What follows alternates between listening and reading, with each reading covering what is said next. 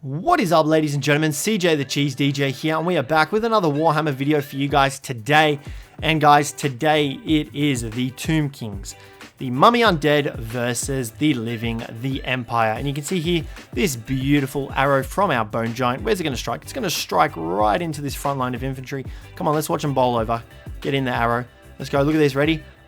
Boom! Straight through three dudes, impaling them straight up. Not to mention the explosion that just took out another 6 dudes. So guys, we are here, we are versing our friend, and we are ready to kick some butt.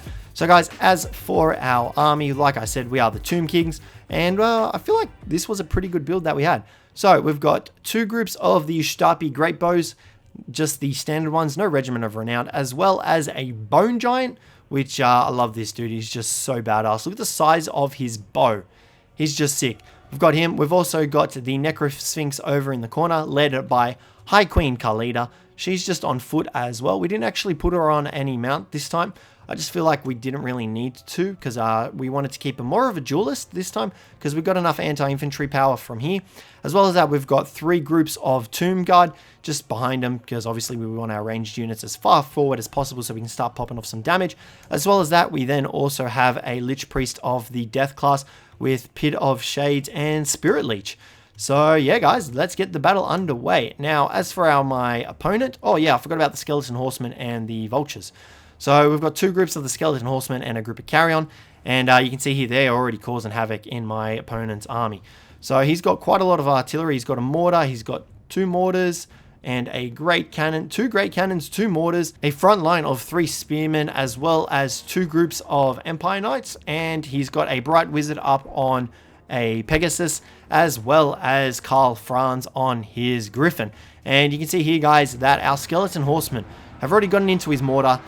They're pretty much gone. He's gotten into these archers, which is great. We've got one tied up here, but he's also got a Hellstorm rocket battery, but, you know, that's okay. And we've also managed to shut down that great cannon.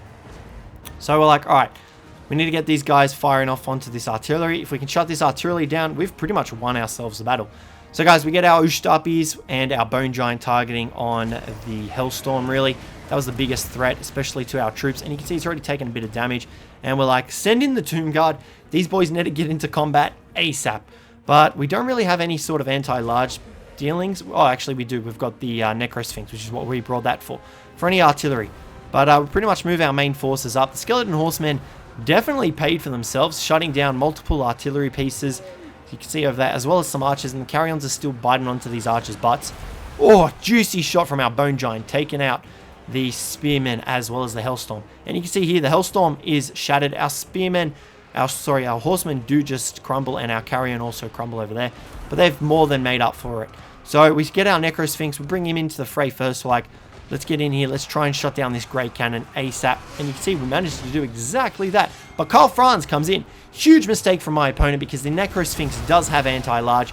And at this rate, we're like, all right, you know what? Karl Franz is fighting the Necro Sphinx. Let's get our artillery pieces, our archer units, targeting Karl Franz. There's no real artillery pieces left. All that's left is this this great cannon. And you can see that juicy shot coming in from the Bone Giant. And the Necro Sphinx is just plowing through everything here. Karl Franz is trying to shut us down, but just cops a juicy hit from the Necro Sphinx. Look at that. That is a battle for the ages. Karl Franz facing down the Necro Sphinx. Big mistake. Necro Sphinx is renowned for just fighting and killing monsters in one fell swoop. Look at those blades. You really think Karl Franz is going to stand up to him?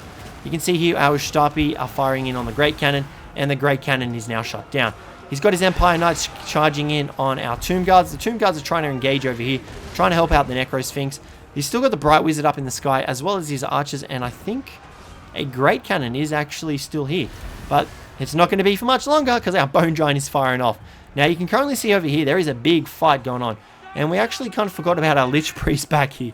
So we scoot him forward, and we're like, you know what? Let's start utilizing some of our Winds of Magic. You can see here, the mortar is actually firing. So he's still got a couple of mortars coming back. He must have dropped the siege equipment. But our Ustapis are firing off. Look at that. Firing in on, I think we were firing off on the Great Cannons, but we do switch off and fire in on Karl Franz. You can see there, our Necro Sphinx does die due to the help of the Spearmen and Karl Franz himself. But that's okay. Karl Franz has taken about half damage. And yeah, it's well worth it. We've got about half ammunition left on these guys. Our Bone Giant's still got about a quarter left. And he's just firing off. And that is a juicy shot straight through the Bright Wizard, dealing a couple of hundred damage right there. And you can see the mortar is popping off, but it's not dealing too much damage to our Ustapi, which, you know, I'm thankful for. But we're like, alright, this Bright Wizard's our next target. He needs to go down. He's got that fire damage. Our Necro, our Lich Priest does drop a Pit of Shades over here, and that manages to just pretty much rout most of these units over here, leaving our Tomb Guard and the Empire Knights here.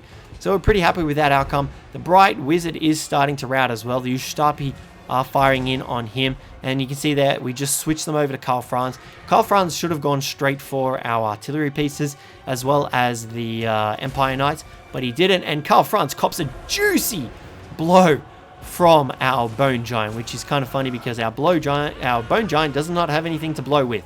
So you can see here Karl Franz is routing. Oh, sorry, he's wavering, and he just, oh, we do pop Spirit Leech on him, and down goes Karl Franz. Look at that. Absolutely beautiful play, and I just could not be happier. We do pop the Spirit Leech, so that was enough to finish Karl Franz. Bright Wizard is routed, and you can see that my opponent doesn't really have any foot soldiers left. He's got the Empire Knights, but we switch our Ustapi to target them. We've got these guys going there, and my opponent does pop a Burning Skull off. We were a little bit slow to move this group, but we do manage to move this group and our Lich Priest, so they don't cop too much damage, which is pretty good. I was happy with that. We do manage to spot it at the last second. And High Queen Khalida, she's just chilling back here doing nothing. She did pop in a couple of Venom Strikes off, I'm pretty sure. But the main reason we kept her back here was because she had the Blessing of Asaph. So she had the missile damage, the reload skill, and the armor-piercing missile damage. You can see the Bright Wizards gets terrified off, and just like that, guys, my opponent does go down.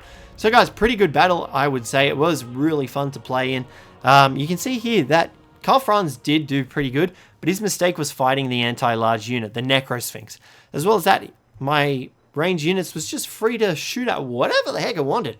Bone Giant picked up 71 kills. Ustapis picked up quite a lot of kills as well, but they weren't firing on mass units. They were firing on the artillery and Karl Franz and the Bright Wizard. Bright Wizard, you can see he got 0 kills, so he definitely did not really contribute too much to the battle. You can see here we only deployed 445.